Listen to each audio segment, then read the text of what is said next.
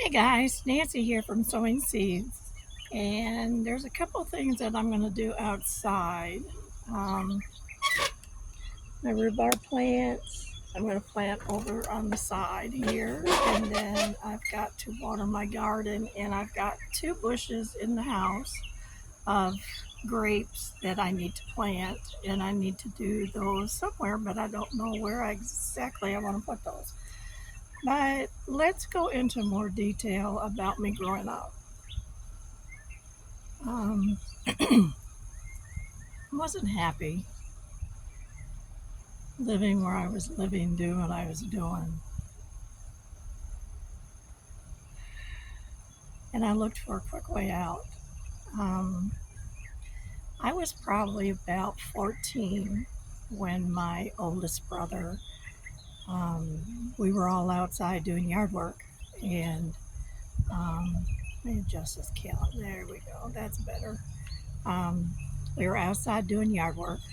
And I had went in the shed for something. I don't even remember what I went in there for. Um, But he followed me in there.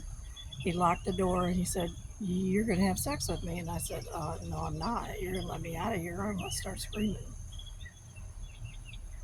He said, "Well, Colleen had it," and that's my youngest sister, um, had sex with him out in the woods. I said, "Well, I don't care. You're going to let me out of this building, or I'm going to start screaming." Thing was, everybody was in the yard. If I started screaming, people would have came and they wouldn't known what was going on. Um, that was not a happy thing that happened, to be have an attempt to be violated by your own brother. Um, there was another incident where, before that even happened, my older brother than me had exposed himself to me. And it's like, I'm not even looking. I'm not going to look. And my mom had come down the stairs because we were watching TV after we were supposed to go into bed. And he was almost caught there. I don't know why people never said anything about things like that. You know, it was never brought to light. Um, my youngest brother had did something for my mom, and he painted a chair. I think it was a chair he painted, him and my cousin, because it was holiday weekend. I don't know. This is Memorial Day is tomorrow. This is Sunday. Um, and I wanted to do this video yesterday, and I had a friend call me and ask me if I could come put his thing in. He has that thing that he wears on his arm for his sugar level. So I was over there for a couple hours, talking to him and making sure, took his trash out, making sure that he had what he needed. He's legally blind, and my husband helped him out a lot. So I was over there. One of my coworkers had passed away. Old coworkers. I don't work anymore. I haven't worked in a couple of years. He had passed away, and I was going to go to the viewing. It just didn't happen because we had a birthday party too that evening to go to. So, by the time I got home and took a shower and got ready, I had to go get my allergy shots. And by the time I got back home, it didn't work out. No, let me back up. That was Friday. That was Friday. I did that. I was going to go to the viewing Friday, but I was over there Saturday morning. Friday, by the time I got around, got my shower, went, got my allergy shots, then we went to the birthday party, so I didn't make it to the viewing.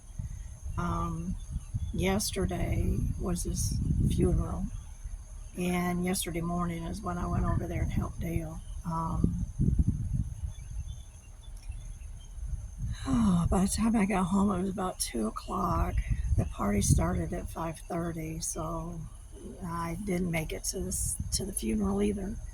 Um, I was a little sad about that.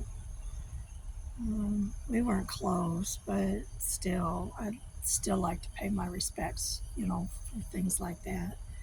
Um, but going back to um, my youngest brother they were trying to get rid of the evidence. And if anybody knows anything about gasoline cleaning up paintbrushes back in the day, we did that. Well, he tried to set the gasoline on fire and it had burned his leg, and he ended up in the hospital, in the burn unit, the children's burn unit. But one of my aunts was there, one of my uncles was there, and he said, "Hey, why don't you take a walk with me out to the woods in a little bit?" Well, I had went in and talked to one of my cousins, and she told her mom, and her mom said, "You're not going anywhere with him," which tells me that is exactly what he was going to do too, is try something. But why do people protect people like that? I mean, that doesn't make any sense to me. Um, but I didn't say anything more than what I did to my cousin. Um, and then we were down, when I was 16, we went to my cousin's in, I don't remember what town they lived in. It was about 45 minutes away from where we lived, or an hour, maybe an hour and a half. I don't remember. Um, to their graduation, and I was getting tired. I didn't want to stay there. Mom and Dad wasn't ready to leave, and my brother was leaving because he had a graduation party of a friend that he was going to go to. Um, I was looking down. I seen something. I thought it was a lizard, but it's not. Um, um, and my mom said that's fine. He could take me home, but he couldn't leave me there by myself. He had to wait until they got there for him to go to his party. Well, he didn't want to wait. So he took me with him. And after we left there, this guy had went with us, and we went bar hopping. Well, I just turned 18 the year that they raised the drinking age to 21. And most bars serve anyway. But he proceeded to get my brother really drunk, and I was kind of tipsy myself. And when my brother passed out in the back seat, he took advantage of me in the front seat. Um, and I didn't tell my mom until after my brother passed away that I told her what had happened. And she said she wished she knew, but do we really come out of our shell to tell people what has happened to us? Um, I know I didn't, and that's what we need to stop. That's a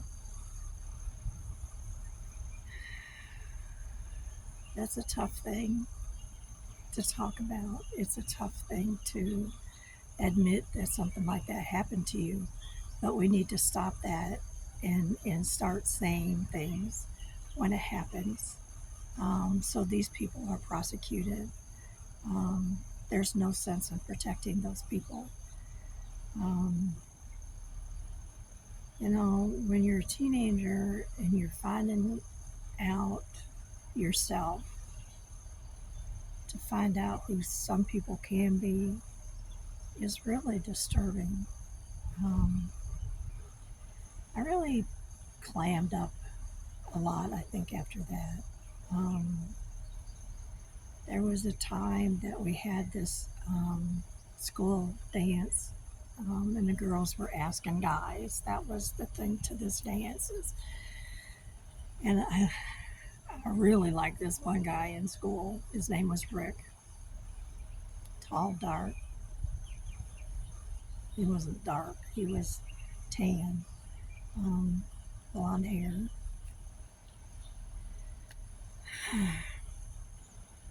And I asked him. I worked up the courage to ask him, and he shot me down. Well, then I was talking to one of my girlfriends, and I told her that Rick had told me no about going to the dance, and she confused Rick with somebody else. Um, and she called him and chewed him out for not, accepting my invitation to the dance. And he said, "Wait a minute, she never asked me." And he says, "Well, why don't you call and ask her?" So he did. And that's how me and my ex-husband, met. So I ended up going to the dance with him. We went out on a few dates. Our first date was kind of crazy. We had I had went to town with Dad, and Dad was bowling, and he said, "You guys can go, but you better be back here by the time I get ready to leave here because you're going home with me." He said, "I understand. I know." Well, we went to the hangout where everybody hung out at. I didn't know anything about it, but my ex-husband did. Um, and we sat there and we talked, listened to the radio while we drained the battery. And of course, they didn't have cell phones back then. So we walked to a friend's house, which wasn't that far away. It's just that it was getting late and we needed to get me back to town, and that wasn't happening. Um, well, my dad ended up coming home without me and um, went over to his house with a gun, rifle, looking for me. And of course, they didn't know where I was, where he was. And then when I came home, Mom said, "You better get your butt to bed because your dad's out looking for you." Okay. Mom took care of it. I don't know what she said to him, but guys,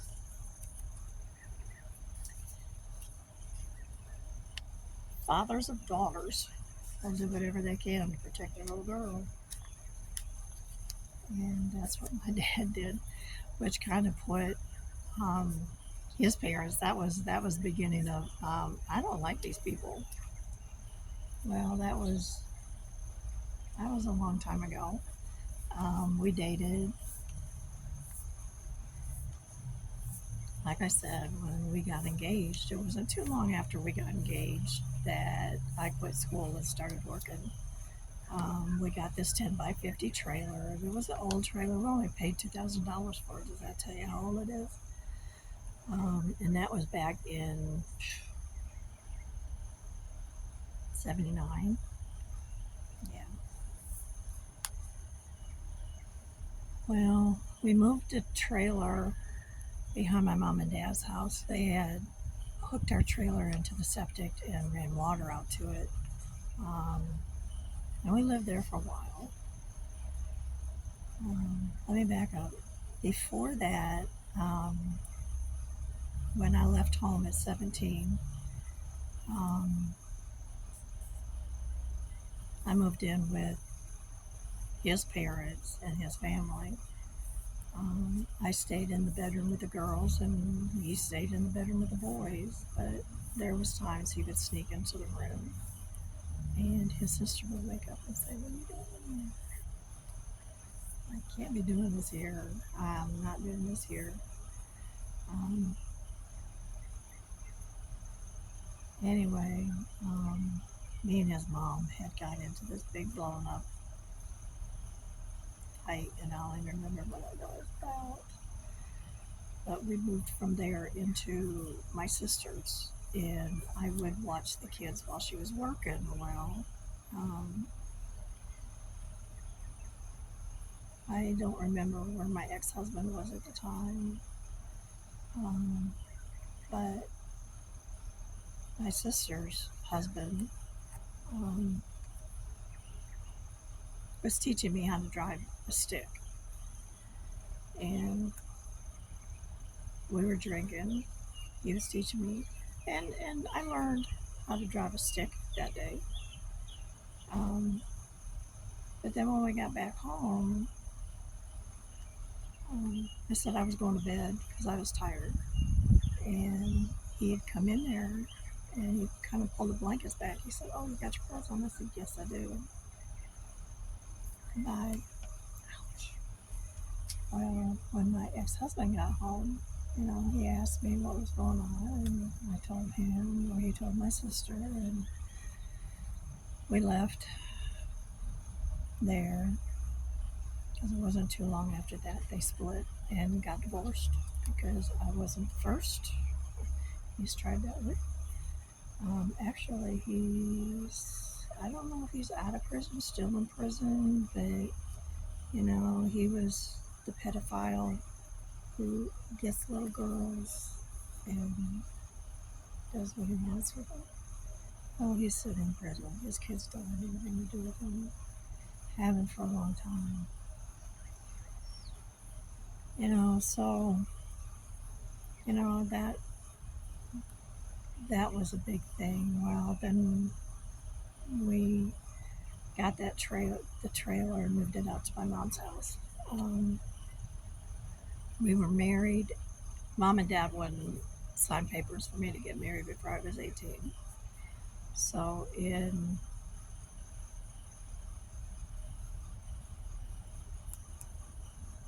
maybe it was 78 we bought the trailer because we were married in 79.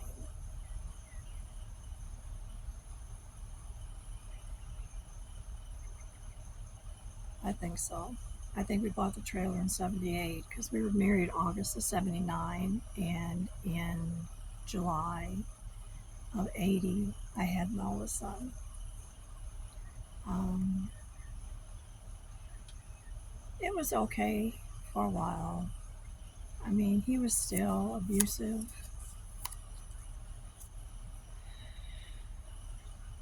to the point where, the cops didn't even do anything back then when you would call them. If they didn't see it, they didn't arrest anybody, which to me was bad.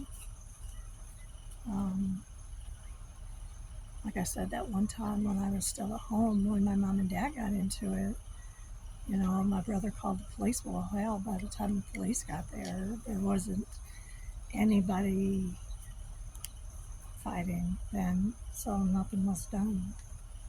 Um, he had blacked my eye one day, and I was talking to his mom, and she said, "Well, honey, sometimes men do that," which, like I said, makes me think that because he was in the Navy, his father was in the Navy, and it probably did.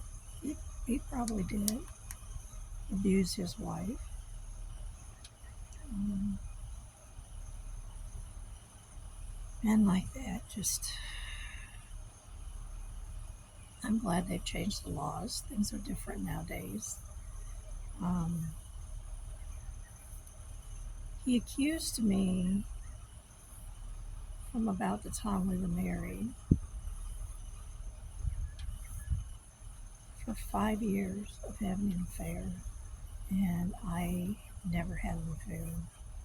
When I had my oldest son, his parents showed up at the hospital, seen the baby, and come in the room and said, "Yep, he's definitely yours." And it's like, really?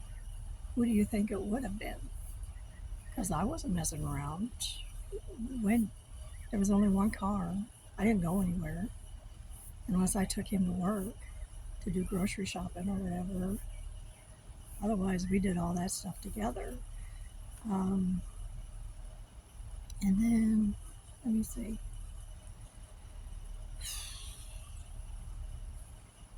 I had my second son. Carl was born June 25th. Timothy was born June 13th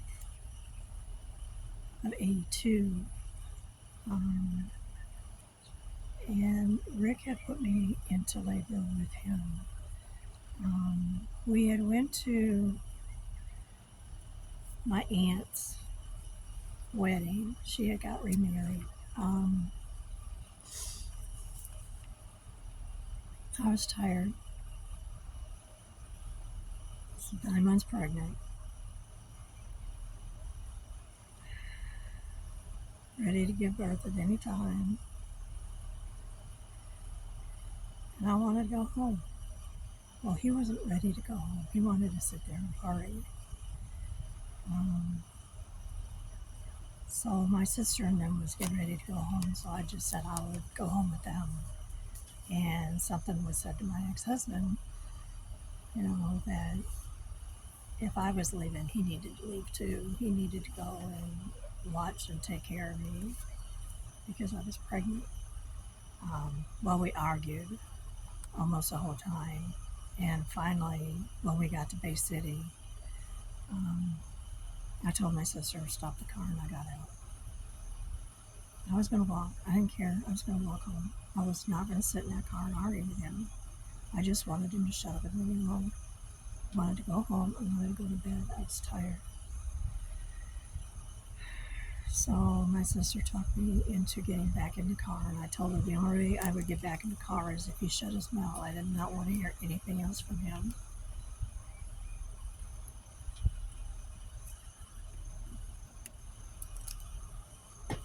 Well, when we had gotten home,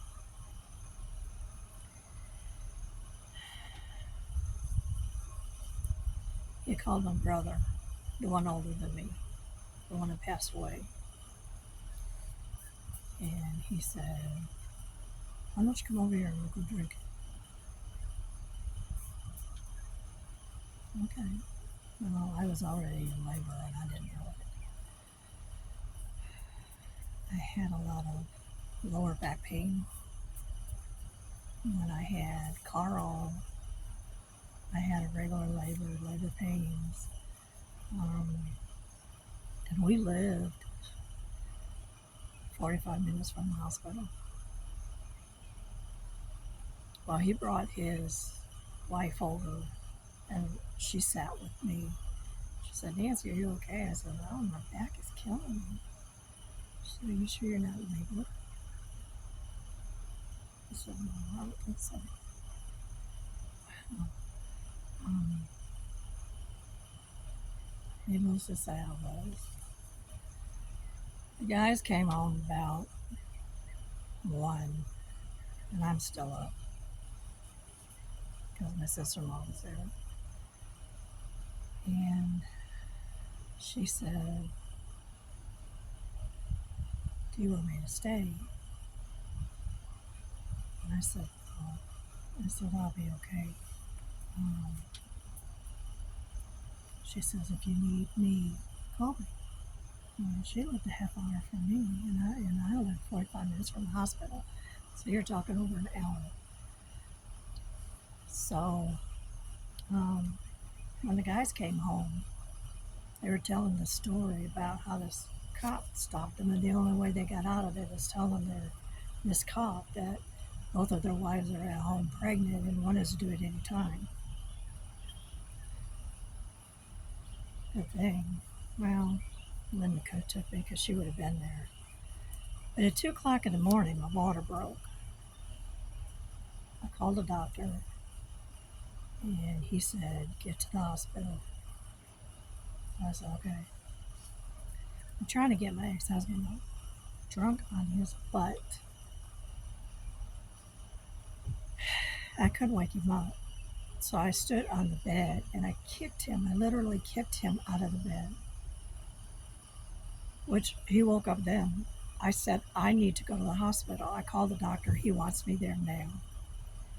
Well, he said, okay, I'm getting dressed. Make me a pot of coffee. Well, while I was getting dressed, I made some coffee, instant coffee. I ain't got time to brew a pot of hot coffee. So he's drinking that while he's driving me to Bay City. It was a tough labor. I was probably in labor longer with him, and that was 5 hours than I was with Carl, my oldest.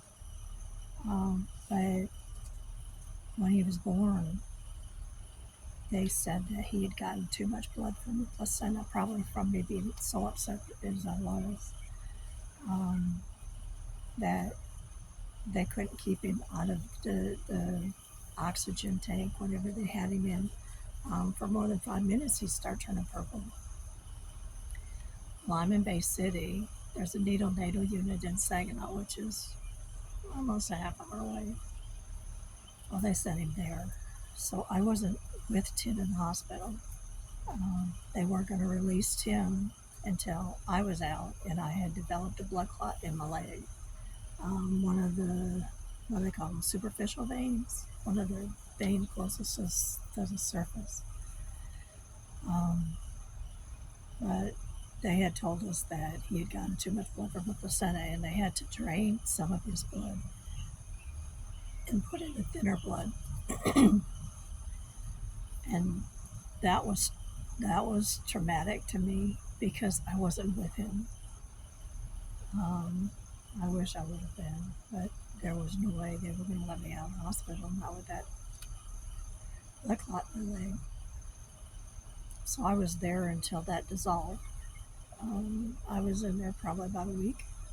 Then we went to the hospital and got Tim, and he come home with a highly contagious staph infection, very dangerous staph infection. And I was surprised that they let him come home with it. And they said, whatever you do, keep your other son away from them until this is cleared up. And it's like, are you serious? We got a new brother in the house, and I'm supposed to keep his oldest brother away. Why? It was crazy that they expected me to do that. But I did the best that I could while he was healing from that. He had yellow jaundice while he was in the hospital. That ought to tell you. That poor kid went through heck and back. We had to take him to a heart specialist at 6 months because his heart wasn't pumping the blood the way it should. So they monitored that. When he was a year old, it had healed itself. So they had stopped. He didn't have to see him anymore. I mean, it was rough. Wasn't but a few weeks after Tim came home that we were arguing again, and he had hit me, and I had Tim in my arms, and he was like an inch from his face when he hit me in the chest. And I said, that's it. I had Carl sit on the couch, hold his baby brother, and I went back swinging. I said, don't you ever, ever touch me with a baby in my arms. That is not going to go with me. Well, we had talked about a divorce for a while.